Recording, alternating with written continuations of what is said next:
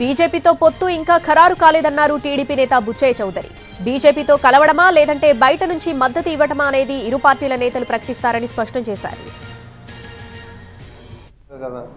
చంద్రబాబు గారు చెప్పలేదు కదా, పవన్ కళ్యాణ్ గారు చెప్పలేదు కదా, చెప్పే నాకు అనవసరం అమ్మా ఇవన్నీ. మీరు నన్ను అడగాల్సిన క్వశ్చన్ కదా, వాళ్ళని అడగండి. కానీ ఏదైనా నిర్ణయించేది రెండు పార్టీల అధ్యక్షులు నిర్ణయించి అనౌన్స్ చేస్తారు. సింగులు పోలిట్ బ్యూరో మెంబర్ని, డిప్యూటీ లీడర్ని ఇవన్నీ ఉంటాయి. ఏదో సీనియారిటీలు అవన్నీ వాళ్ళు ఆలోచన చేస్తారు.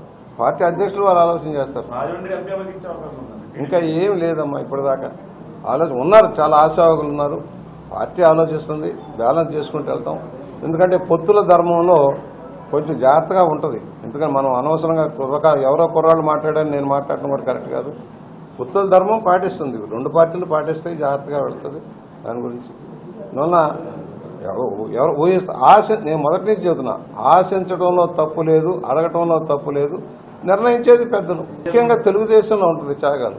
ఎందుకుంటుందో చెబుతున్నా. 175 అసెంబ్లీ సెగ్మెంట్లో కూడా బలమైన క్యాడర్ ఉంది. తెలుగుదేశానికి బలమైన క్యాడర్ ఉంది, నాయకులు ఉన్నారు. ఇవ్వాల్సి వస్తే ఏళ్లలో నుంచి ఇయ్యాలి కనుక జనసేనకి మొన్నటిదాకా అంత బలం లేదు కదా. అంటే మనం ఫెయిర్గా చెప్తాం, ఉంది ఆయనకి జనంలో ఉంది, కానీ క్యాడర్గా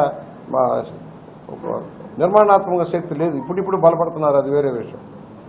అందువల్ల అవన్నీ జాగ్రత్తగా చూసి వాళ్ళకు ఆయన బలపడాలని కోరుకుంటున్నారు. నెమ్మదిగా బలపడాలి, ఎప్పుడైనా రాజ్యాధికారం రావాలని కోరుకుంటున్నాం, తప్పే ఉంది. పాపం మా మినిస్టర్ గారు వచ్చారు కొత్తగా ఇన్ఛార్జిగా. ఇప్పుడు 4వ కృష్ణుడు, 5వ కృష్ణుడు 4వ కృష్ణుడు నాకు తెలియదు.